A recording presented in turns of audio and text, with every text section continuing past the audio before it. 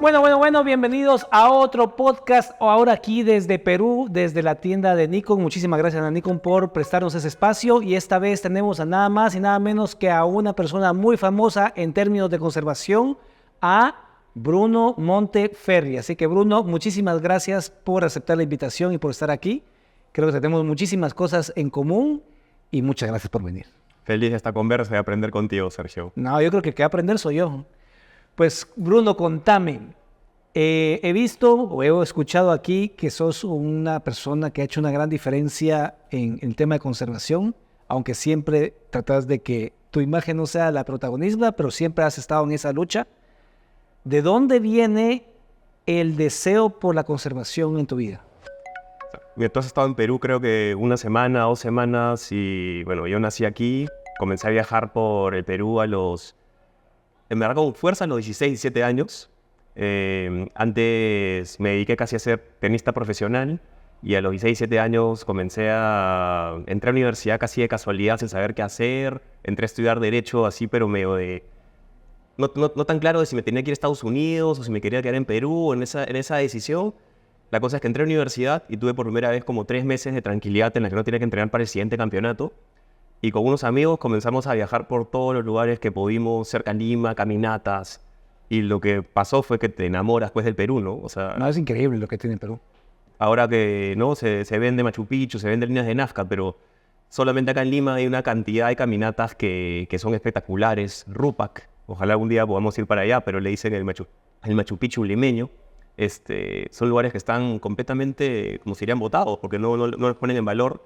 Y nada, yo llegué a estos sitios con amigos y dijimos, hay que hacer algo para que estos lugares se mantengan bien para las siguientes generaciones, ¿no? Y así como conociendo lugares fue un poquito el interés de hacer algo para que estos lugares se preserven, me llevó a estudiar Derecho Ambiental. Y bueno, la historia corta, casi 20 años de trabajo cuidando bosques, cuidando el mar, cuidando el desierto y cualquier ecosistema que... Te fuiste a Cambridge a estudiar también. Primero entré a esta organización que se llama la Sociedad Peruana de Derecho Ambiental. Entré a un equipo que era el programa de conservación, que básicamente mi trabajo ha sido ayudar al Estado a proteger áreas protegidas, o sea, a trabajar con las áreas protegidas y a crear un movimiento de conservación voluntaria. Entonces venía gente pues maravillosa que tenía un proyecto de conservar, no sé, el cóndor andino en tal lugar de los Andes y nos pedían ayuda para ver qué hacer desde el punto de vista legal. O los locos que querían irse a la selva y tener un proyecto de ecoturismo y cuidar, no sé, 2.000 hectáreas, ¿no? Y no sabían cómo el Estado les podía dar tierras para eso. Entonces, ahí entré a trabajar con un equipo. En su momento, un muy buen amigo, mentor, Pedro Solano, dirigía este equipo y creamos todas unas figuras junto al Estado que permitían a cualquier persona pedir una concesión para hacer conservación, una concesión para hacer ecoturismo. Y al igual que en otros países de Latinoamérica, que hayan incentivos para quienes quieren hacer una reserva privada. Y ahora ya hay 2.5 millones de hectáreas en el Perú que están conservadas por personas como nosotros, comunidades nativas, campesinas, más de 250 iniciativas. Y la idea era comenzar a tejer esa red, ¿no? Así que ese fue un primer trabajo. Yo me mudé a la selva, viví en Iquitos por 1 año y medio. Fui a abrir la primera oficina de la SPDA allá. Aprendí muchísimo ahí. Compré un terreno, me enamoré del lugar, olvídate, un lugar maravilloso. Ese río que donde yo veía delfines de río todos los días que iba ahí a hacer pádel o a estar en la canoa, ahora es uno de los ríos que está más contaminado por minería ilegal, ¿no? Entonces, esto que te cuento es como que en el mundo ambiental te sientes como un poquito como un bombero, ¿no? Que hay como un incendio acá, otro incendio acá, y yo dije, pucha, si estoy 5 años y estoy como bombero, es algo que tengo una visión de qué quiero hacer por los siguientes 50 años, porque lo que tenemos de vida productiva son 50 años más o menos. Y dije, quiero tener un plan de 50 años de qué puedo hacer, ¿no? Así que ahí fue cuando me decidí irme a Cambridge, ver un poquito el horizonte, ver qué quería hacer en los siguientes 5 o 10 años. Y regresé de Cambridge con esta nueva iniciativa que se llama Conservamos por Naturaleza, que más bien buscaba democratizar el acceso a la conservación, porque en Perú, que es un país riquísimo, mega diverso, los únicos que estaban en todas las reuniones de conservación eran los mismos de siempre. Y yo decía, ¿dónde están las empresas? ¿Dónde están los que tienen que hacer el cambio de las empresas? ¿Dónde está la gente joven? Yo era el único en ese momento, tendría 20 y tantos años, y éramos poquísimos en la sala que bajábamos de los 30 y la mayoría eran los mismos de siempre, ¿no? Así que Conservamos se creó como eso, ¿no? Una plataforma que ya con nuestro conocimiento de leyes, de hacer campañas, lo que buscábamos era que cualquier persona donase su talento para la conservación. Eres fotógrafo, pon tus fotos. Eres audiovisual, ayúdanos con videos. Eres publicista, ayúdanos con la campaña. Sabes de electricidad, ayúdanos a poner el panel solar en el área de conservación. Y nosotros gestionábamos esa red de talento, ¿no? Wow, qué impresionante. ¿Y tu amor va más hacia el mar, hacia los bosques, hacia el desierto? ¿Cuál es tu preferido? Pucha, ha sido como un descubrimiento de todo viajando por el Perú. Siempre digo que no hay azul sin verde, ¿no? Y tampoco no hay verde sin azul, digamos de cómo lo veas. Pero yo estoy más vinculado al mar definitivamente. O sea, el mar es lo que necesito en mi cotidianidad. Porque sos surfista encima. Soy surfista, el mar es... De ola grande. Eso estoy aprendiendo a hacer desde que... Sí. El mar, si siempre le he dicho, es como un psicólogo, ¿no? Te relaja.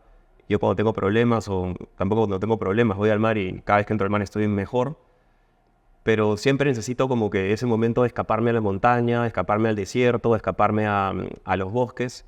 Con mi familia y mi esposa especialmente, decidimos comprar después de tener este espacio en este lugar de la selva, nos dimos cuenta que en verdad para ella era demasiado mosquitos, mucho calor, entonces buscamos un sitio en la selva alta y terminamos con un terreno de 3 hectáreas frente a la catarata de Gocta. ¿A qué se dedica tu esposa? Hemos trabajado juntos por años.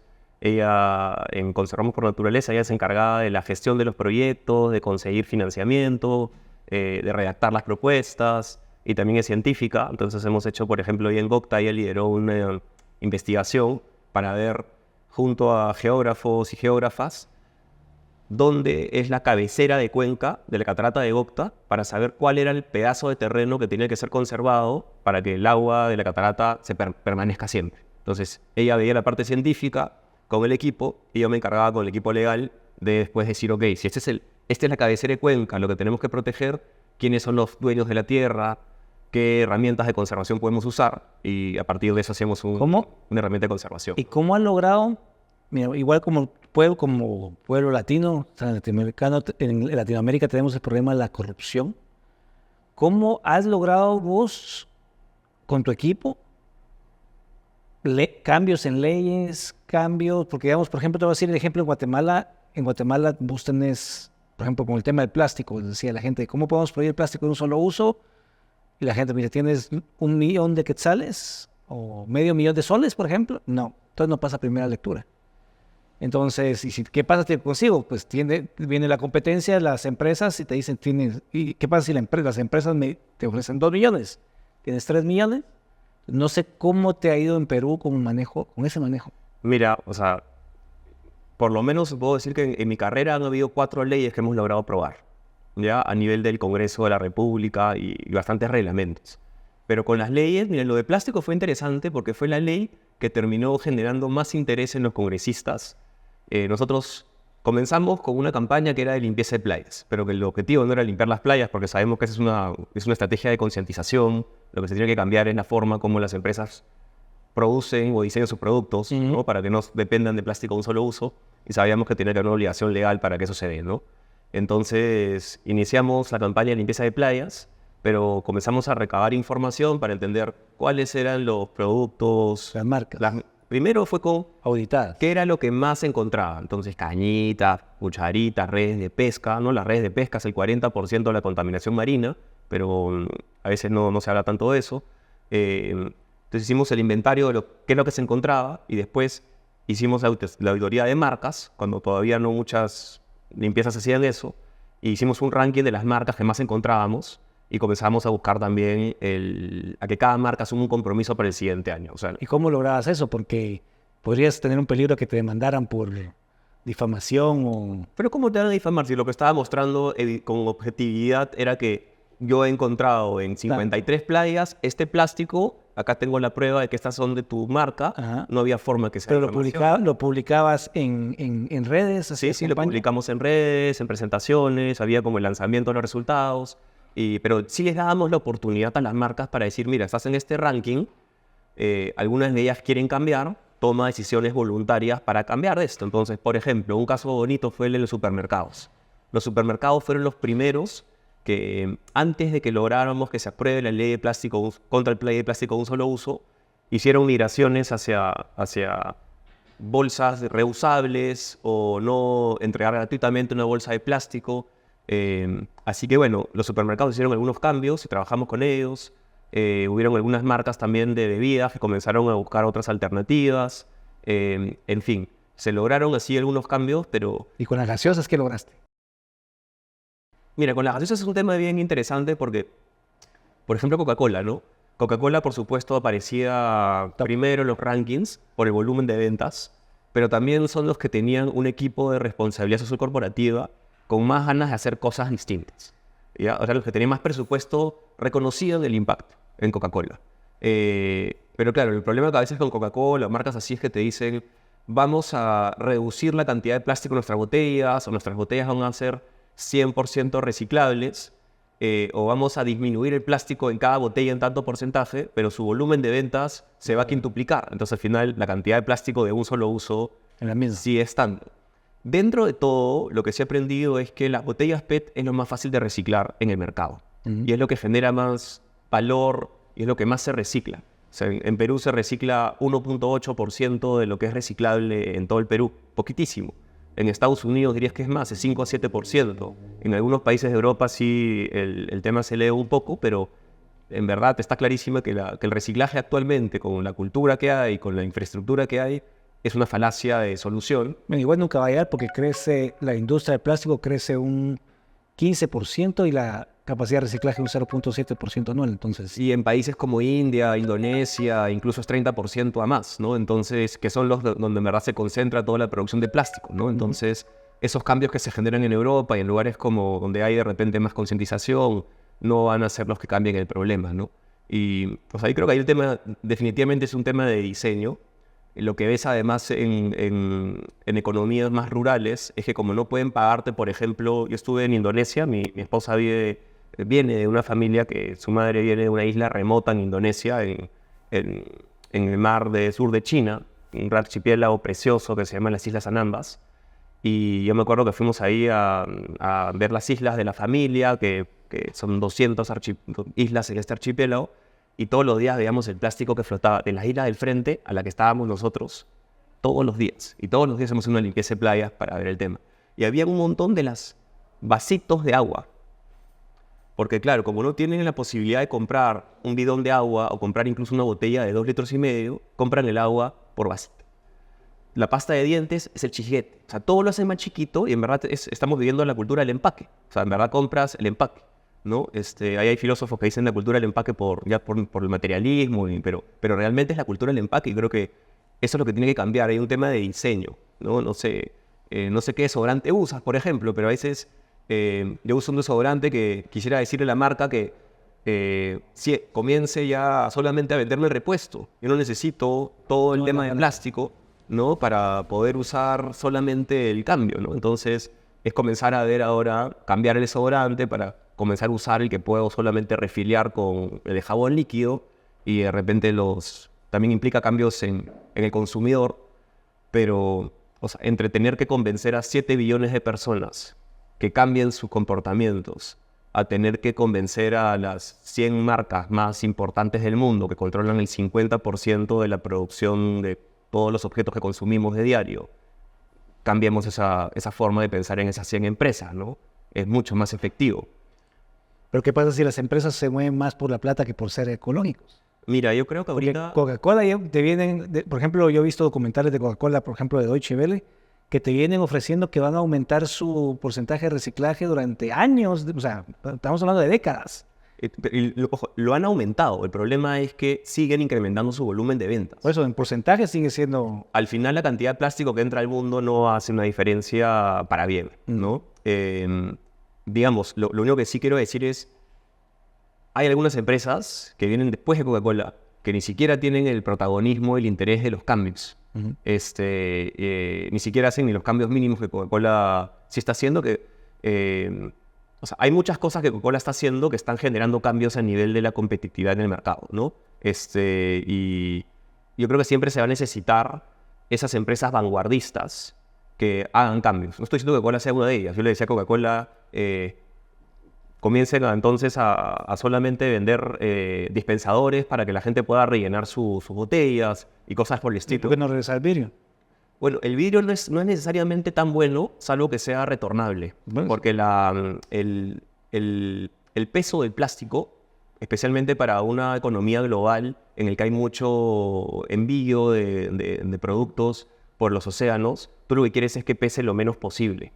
Entonces... Pero, por ejemplo, la huella de carbono del plástico se debería medir desde su exploración, incluso en su desecho después sigue generando huella de carbono. Totalmente. O sea, lo que quiero decir es, si logras crear un sistema, al final, no sé, si llegas al final a lo que establece este libro, que para mí fue revelador hace años, ¿no? El de la cuna a la cuna, de cradle to cradle, ¿no? Que es, tú lo que tienes que tener es dos sistemas, lo orgánico y lo que puede ser reciclable, pero sí garantizar que si generas algo que va a ir al mundo del reciclaje, que termine reciclándose. Lo que quiero decir es, en el mundo, el PET es lo más fácil de lograr que se recicle en un alto porcentaje. Entonces, sí podría ser el caso que un plástico reciclable que se garantice en el diseño de todo el sistema que llegue al lugar puede ser una mejor alternativa en ciertos lugares. O sea, yo no soy una persona que diabolizo el plástico porque también tiene muchas formas de uso positivos.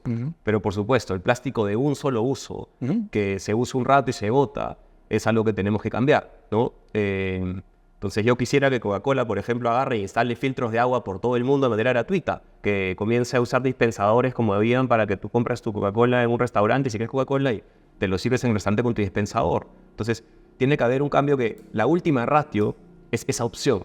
Y cuando sea esa última ratio, hay un sistema que sí lo recicla y que te genera incentivos, ¿no? En Europa vas y tú usas tu botella de vidrio o tu botella de plástico y vas al supermercado y la pones y te dan €1, te dan 50 centavos de euro, hay un incentivo para el reciclaje, ¿no? Y Pero digamos, falta muchísimo para para que terminemos el tema del PET, del tema del plástico, para entrar a otro tema.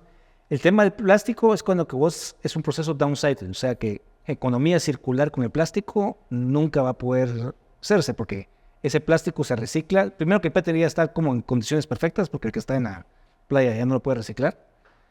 Y cuando vos reciclas ese plástico de menor calidad, ya después ya no, a menos que le metes plástico virgen, ya no lo puedes volver a reciclar. O sea, siempre va a haber un tema de downcycling, es el nombre, ¿no? Ajá. Pero tú puedes ir, no necesariamente tienes que hacer ese mismo producto.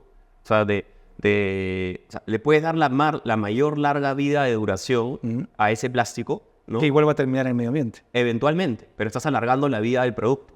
O sea, si logramos crear productos de diseño que siempre lleguen a lo biodegradable, sería lo ideal. Lo único que creo que hay que tener presente es que vivimos en un mundo en el que se requieren transiciones. Entonces, si vamos de frente con una posición recontra radical, va a ser difícil que haya un entendimiento por parte del mercado. Y de repente ahí regresamos a tu pregunta de cómo se logra aprobar leyes.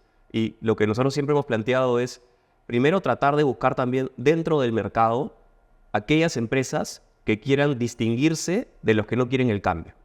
Y entender cuáles son las necesidades. No ganamos nada si hacemos quebrar a las empresas, porque así como hay un tema ambiental, hay un tema social, hay un tema económico. Entonces es diferente decir a una empresa, oye, te voy a dar 5 años y te voy a dar incentivos para la transición para que finalmente el producto que tú haces termine internalizando las externalidades negativas que se generan, que es el principal problema con el plástico y con productos ambientales, que el costo del producto no te incluye el daño ambiental que generan. Correcto. ¿No? Y lo segundo es que al final le pones al consumidor la decisión de tener que irte a buscar la opción más sostenible, y la opción sostenible no simplemente es la más barata, es la más cara, usualmente. Entonces debería de ser que al final, entre lo que sea la más sostenible y lo que es insostenible, lo más barato es lo que es mejor para el mundo, ¿no? Y ahí hay un tema político de generar incentivos para los que hacen cambios hacia la sostenibilidad y desincentivos, impuestos gravosos para los que no, ¿no? Como puede tener el cigarro, como puede tener el alcohol en ciertos lugares, ¿no? Hay que generar incentivos muy robustos para quienes inviertan en...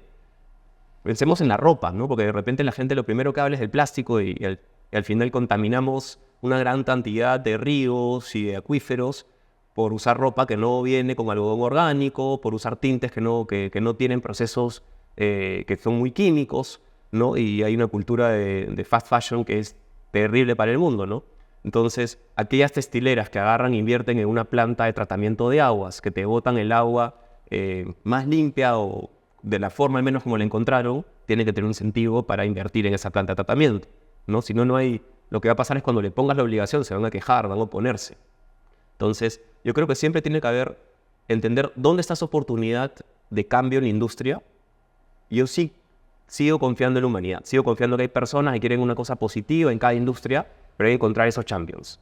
Y lo segundo es preguntarles ya cuánto tiempo requieres para la transición, qué incentivo necesitas, ¿no? Y abanderar esas personas. Así logramos que se apruebe una ley contra la contaminación lumínica en el Perú, que es más la contaminación para poder ver las estrellas, para poder mejorar la seguridad en el tránsito en la ciudad, y tratar de limitar que haya estos paneles publicitarios que estén por todos lados, que a mí que vivía en un departamento acá en la ciudad en Lima, tenía estos paneles que no me dejaban ni dormir, o sea, y así como yo, habían miles de personas en la misma situación, incremento de accidentes de tránsito por 40%, si hablamos acá de ver las estrellas, o sea, se burlan porque no piensan que es algo importante, ¿no? En otros países sí es un tema, porque es el tema de turismo y mil cosas más.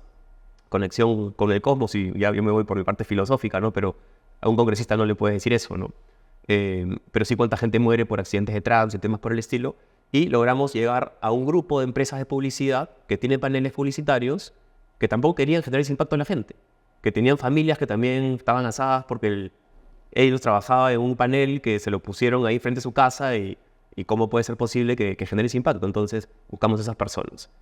Y al final este tema salió aprobado. En la ley de plástico de un solo uso fue lo más fácil dentro de todo aprobar, porque todas las personas ven el plástico, veían los sitios contaminados, y nosotros ayudamos a presentar un proyecto de ley.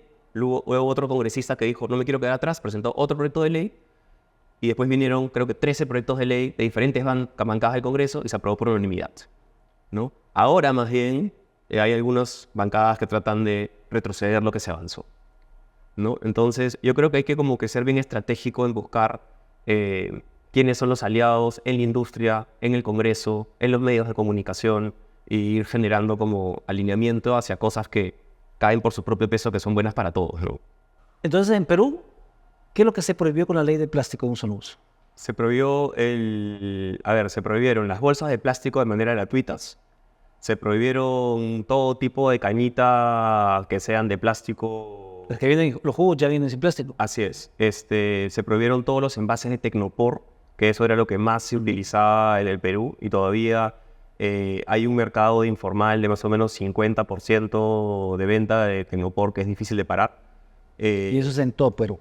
Es en todo Perú. Pero lo que falta ahora es el cumplimiento de la ley. Entonces, los primeros que se alinearon fueron los supermercados. Porque claro, tienen la fiscalización directa. Y además lo que se planteó es, no puedes venderla gratuitamente. No puedes entregarla gratuitamente. Tienes que, si la vendes, tiene un costo. El costo de recolección. Que era de 10 centavos el primer año, 20 centavos el segundo año, hasta 50 centavos el último año. Y ese era un impuesto que inicialmente la idea fue pensada que entre para ayudar a temas de prevención de la contaminación plástica. Pero habiendo corrupción, por ejemplo, en la parte, me imagino, porque igual con cualquier país de Latinoamérica, no venía la industria nosotros le decimos, ¿cómo es que decimos? Duroports. No vino la industria y hizo lobbying, por ponerle un nombre, para que dejaran de hacer esta ley. ¿O cómo lograste pasar? Hubieron oponentes. O sea, mira, el principal oponente en su momento fue una persona que promovía las bolsas oxodegradables, ¿no? Y que quería venderle a todos la idea de que era biodegradable. Entonces hubo toda una pelea que terminó dándose más a nivel de las normas técnicas para que el oxodegradable no termine pasando como biodegradable, ¿no? Hubo otro tema inicialmente en Perú la principal producción de Tecnopor, de Styrofoam, es igual Tecnopor en Guatemala. La manejaba una sola empresa que tenía el 80% del control del mercado, ¿no? Y hubieron conversaciones muy honestas con ese grupo, ¿no? Porque fue, mira, ¿cuánto tiempo es el que necesitas para la transición, ¿no? Son 3 años para que también ellos estén a favor de la ley, ¿no? Entonces hablamos con ellos y ellos fueron uno de los esquemas con los que conversamos. Y ahí también hubieron conversaciones bien interesantes, así como de Life Cycle Assessment, y fue, ya, pero ¿qué vas a hacer con todo el Tecnopor? Mira, el Tecnopor, ellos decían, es barato, ¿no? No internaliza los costos, es muy liviano, con lo que para envíos puede ser la mejor opción desde el punto de vista ambiental de cosas. Tenían todo su discurso en ese sentido, pero el Tecnopor, a diferencia del plástico PET, ¿no? De las botellas, no se recicla. O sea, pueden reciclarlo, eventualmente sí, pero cuando tienes un Tecnopor con algún tipo de contaminación de comida, es prácticamente imposible. No sé, o sea, hay algunos pilotos en Japón, pero o sea, incluso en Estados Unidos está prohibido porque justamente era imposible reciclarlo.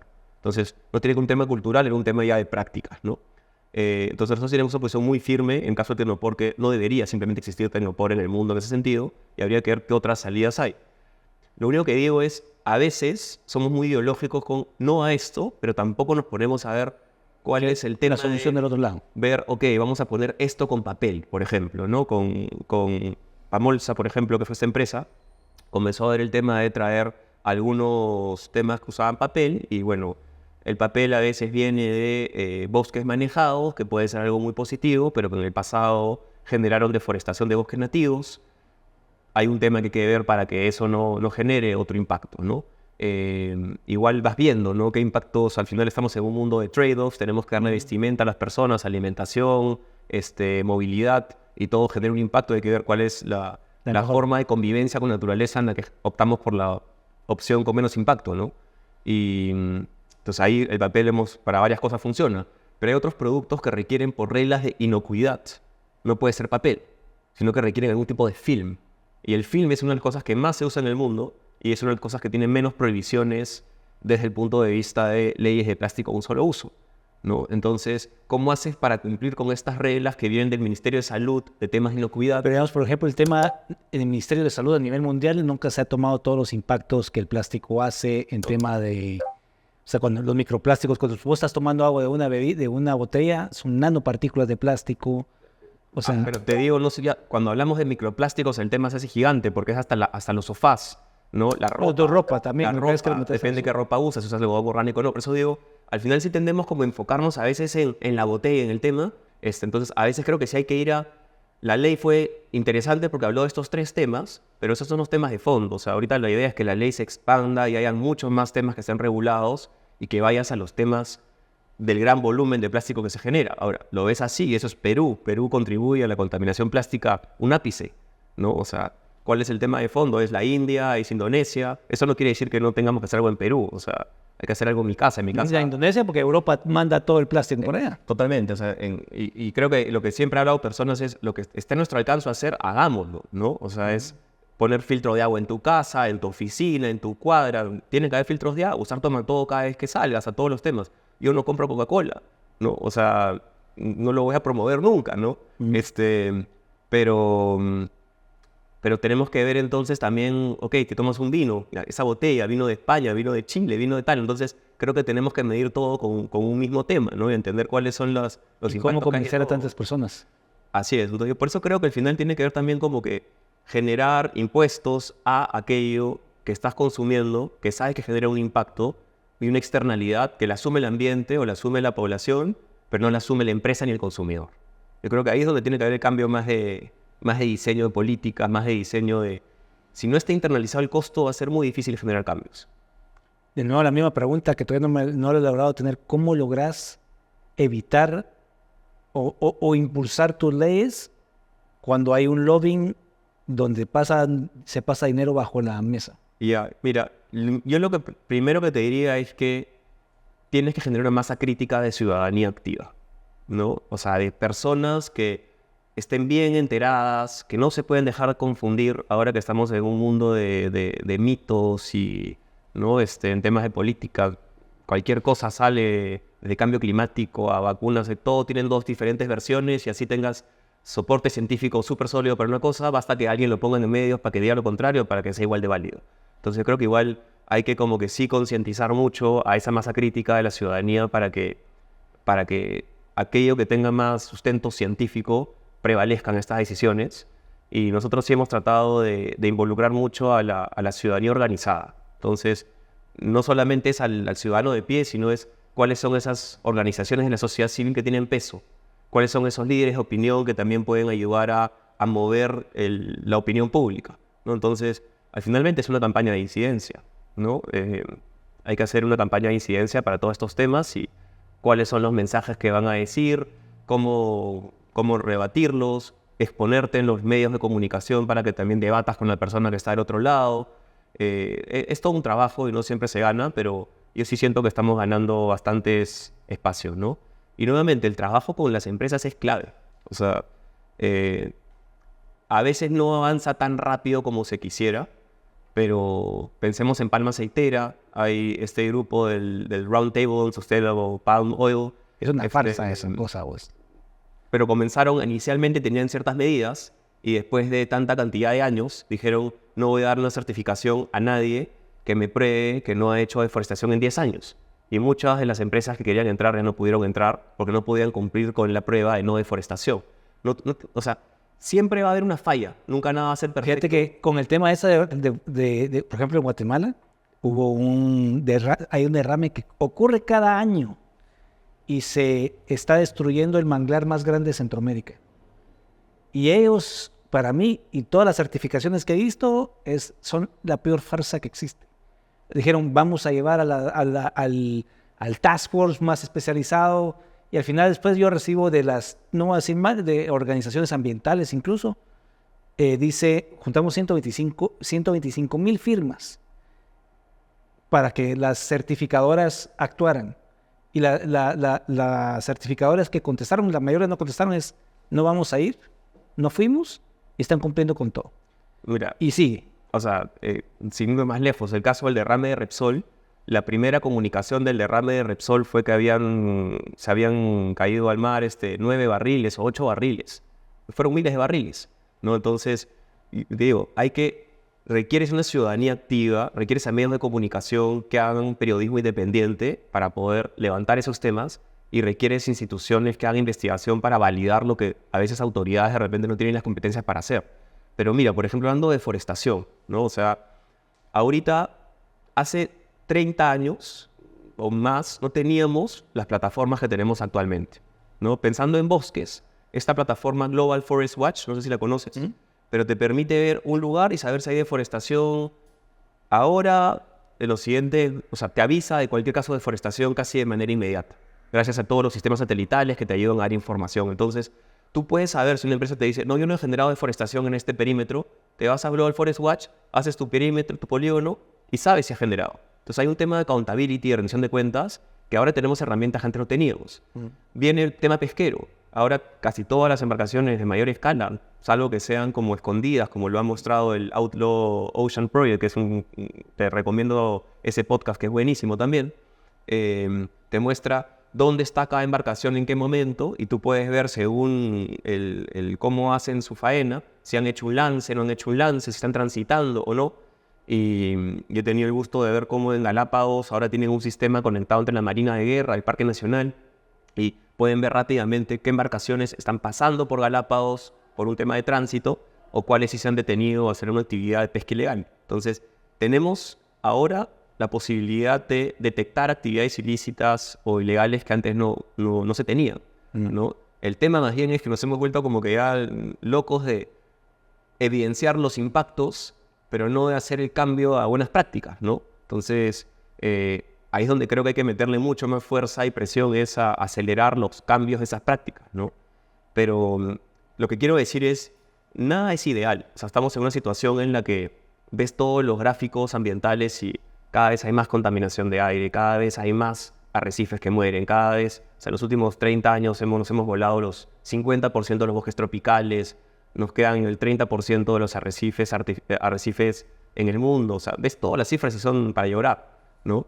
Pero también tienes otros casos en donde algunos países han tomado ciertas decisiones positivas y han comenzado a restaurar cierta cantidad de ecosistemas, han logrado restaurar completamente ríos. Antes la corriente era represar los ríos, ahora más bien hay ríos que están derribando las represas para comenzar a dar que los ríos tengan su estado natural. Vamos a estar en ese juego, yo creo, y lo que necesitamos es fortalecer a los que están haciendo los cambios hacia lo positivo, ¿no? No va a ser fácil, ¿no? ¿Cuántas amenazas has tenido? Mira, algunas he tenido yo, otras han tenido el equipo con el trabajo. Como trabajo en esta organización que tiene más de 100 personas, quienes están ahorita viviendo en las oficinas que están en la Amazonía son los que tienen mayor nivel de amenaza. Y también ¿Por la minería? Por minería ilegal muchísimo. Algunos también gobernadores a veces que sí lanzan amenazas porque están vinculados a redes de corrupción o de actividades ilegales. En temas de pesca también, o sea, el equipo también ha recibido amenazas de personas que están vinculadas a temas de pesca ilegal. Pero los que llevan la peor parte son las personas que viven ahí, ¿no? Que al final nosotros podemos decir, como organización de la sociedad civil, cerramos la oficina, sal de la zona hasta que las cosas bajen, ¿no? Las tensiones, pero las personas que viven en esas comunidades son las que tienen que quedarse ahí y es difícil, ¿no? Muchas de las actividades ilegales además encuentran a alguien que está en el lugar y es alguien que termina siendo un familiar. Nadie quiere denunciar a las personas. No, porque todos se conocen ahí. Sí, entonces hemos tenido sí la pena de sí, ver personas que hemos trabajado con ellas asesinadas y sí, pues las cosas más duras, ¿no? No, qué fuerte. He visto que uno de tus proyectos como insignias es el río Marañón. Sí. ¿Cuál es su amenaza? ¿Qué es lo que viene? Mira, el río Marañón es uno de los 6 grandes conectores de los Andes con la Amazonía, ¿no? O sea, yo trato de decir eso porque creo que hay que entender que la Amazonía hay que mirarlo como un organismo vivo, ¿no? Y tienes a estas 6 grandes arterias que bajan y vienen desde los Andes triturando las rocas y trayendo sedimentos, trayendo nutrientes. Y la cantidad, el dinamismo de material que se mueve en un río como el Marañón por el volumen de agua es gigante, ¿no? O sea, tú ves el río marrón porque está trayendo sedimentos. Y esos sedimentos que vienen con minerales, que vienen con nutrientes, son los que llegan a las partes de la selva baja y se asientan en las laderas, y ahí es donde la gente hace agricultura en la época seca. Esos nutrientes llegan y están en las cochas, ¿no? En la selva baja, y es de la que depende la productividad pesquera. Entonces está conectado todo ahí. Si haces una represa en el Marañón, se sienten los efectos hasta en el delta del Amazonas, en el Atlántico, ¿no? A miles de kilómetros. Entonces, nosotros lo que estamos planteando es que estos grandes conectores de la Amazonía deberían ser de flujo libre. Los proyectos de inversión de infraestructura deberían de considerar el flujo de sedimentos como una de las cosas que se analicen, que no es un requisito actualmente en el Estado. Entonces, y esto va a lo que tú decías, a veces el Estado está a veces como atado de manos porque ha puesto términos de referencia para medir los impactos, pero lo que han puesto los términos de referencia es un nivel muy bajo. Entonces, la empresa cumple con el estándar, pero el estándar no es el correcto, ¿no? Entonces, más bien lo que hay que hacer es entender que ese estándar es el mucho más alto, ¿no? Así es como se logró reducir la contaminación en el parque automotor en Europa, fue elevando los estándares para no son los carburadores, son los catalizadores, si no me equivoco. Pero regresando al Marañón, queremos justamente elevar los estándares para los proyectos de infraestructura en los ríos. Tenemos un proyecto de ley listo, que ojalá pueda ser también ahora. Vamos a ver el reto que me has planteado, cómo hacer de que un proyecto como este, que sí va a plantear limitaciones de hacer represas en un gran río como el Marañón, que tiene que plantear prohibiciones de cosas que se deben de hacer, sea aprobado en un Congreso, ¿no? Y no creo que va a ser fácil, pero es empezar desde con documentales. Mucha contaminación, mucha concientización y creo que tiene que haber una alianza muy fuerte con los pueblos indígenas de la Amazonía, a los cuales el Perú le tiene una deuda. Eso es mucho más peligroso que luchar contra el plástico. Fuertísimo, sí, o sea, y son los principales que quieren mantener sus modos de vida. Entonces hay que ver todos esos beneficios que el río libre da, ¿no? ¿Cuáles son esos servicios ecosistémicos que ahora se tiene que poner un nombre, se tiene que hacer valoración económica? Pero es como que los ríos son sagrados, ¿no? Como hay que explicarle eso a la gente perdida de esa humanidad, ¿no? O sea, antes podías tomar agua de un río y ahora es imposible. Y ahora es imposible, ¿no? Entonces yo creo que ahí hay todo un trabajo y espero que es algo que podamos de acá a unos años volver a conversar y decirte se logró, ¿no? No, mira que súper interesante. Te voy a hacer 5 preguntas que le hago siempre a las personas. Y son cortas. ¿Qué es lo más importante para vos en la vida? Mi familia. Tu familia es lo más importante. ¿Cuál es tu comida favorita? El ceviche. Ceviche peruano. Ceviche peruano es el único plato insignia. Lo demás es repetición, ¿no? Yo No, el ceviche en Guatemala tiene tomate, es diferente. Sí, no, me encanta el ceviche peruano, es demasiado fresco, es mi sabor hogar, ¿no? Mi hermana además es cocinera y ya. Si tuviera la posibilidad de entrevistar a alguien del pasado y tomar un café, ¿con quién sería? Me gustaría entrevistar a David Attenborough, y no digo el pasado porque ha fallecido, sino me gustaría entrevistarlo en sus años 30, en su momento más activo. ¿Él te inspiró? Fue una de las personas que me ha inspirado, tuve la oportunidad de hablar con él a los 80 años en una mesa por 1 hora y fue una de las conversaciones más lindas que tuve en mi vida y me gustaría conocerlo de joven, ¿no? Hablar como de la misma edad y ver qué sueños tiene y qué inspiraría él a sus 30 años en mí, en más o menos a la misma edad, ¿no? La otra pregunta es, bueno, para mí David es un gran personaje y lo triste es que ya está muy grande. Si tuvieras que darle un consejo a alguien en la vida, ¿cuál sería? Creo que la frase que siempre le tenemos en Conservamos y para todo el equipo, que es tratar de dejar una huella positiva donde vayas. No estamos de paso, como los glaciares, y nada, hay que tratar de dejar una huella positiva, nada más. La última pregunta es, ¿cuál es tu lugar favorito en el mundo? Cualquier lugar en el mar. El sitio donde he sido de lo más feliz ha sido en un mar caliente, donde he podido estar sin wetsuit. El año pasado, por los 40 años, me fui a Tahití, y fue un lugar en el que si no era porque tenía ya una esposa, hijas acá en Perú, o sea, no quería regresar, ¿no? ¿Tú hubieras querido ir a vivir allá? Me quería ir allá, me quería llevar a toda mi familia, pero como te dije al principio, lo más importante es mi familia y además de mi familia core, ¿no? Mi esposa, mis hijas, su papá y su mamá están en Austria, los míos están en Perú, y estar en Tahití era una situación ya de locos, pero de verdad qué bello ese lugar. ¿Y cómo vas a preparar a tus hijas? ¿Cómo preparo? Ajá, para el tema ambiental, porque eso es... Sí, primero que van con nosotros a todos lados, desde que nacieron, las hemos llevado a todos los viajes posibles.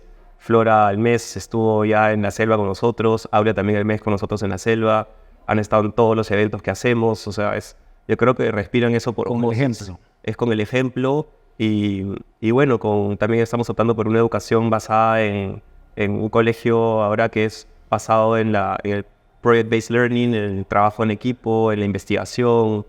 Al final lo importante es que tengan la capacidad de ser independientes, autónomas, lo más rápido posible y no dependen de nosotros, ¿no? Y que tengan ese soporte emocional que yo siento que me dieron mi papá y mi mamá a mí para a los 16 años comenzar a viajar y no parar hasta ahorita y poder llegar a cualquier casa y tener como buenos modales de convivencia, aportar y nada, eso me ha llevado con honestidad a abrirme las puertas por todos lados, ¿no? Bueno, muchísimas gracias, Bruno, de verdad que estuvo bastante enriquecedor todo, creo que pensamos en muchas cosas bastante parecido.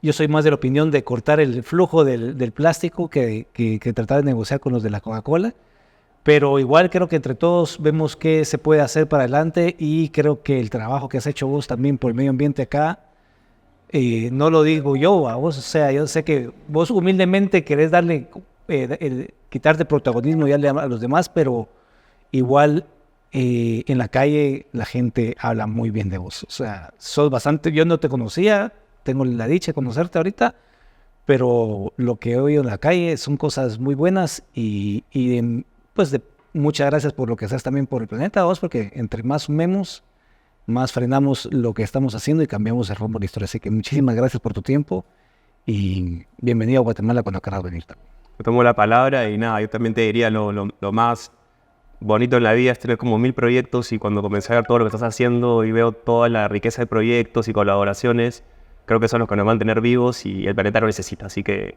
un gusto, acá también, Perú también tienes una casa. Buenísima onda. Muchísimas gracias por acompañarnos. No olviden de estar siempre suscritos tanto al YouTube como el Spotify y nos vemos en el siguiente podcast.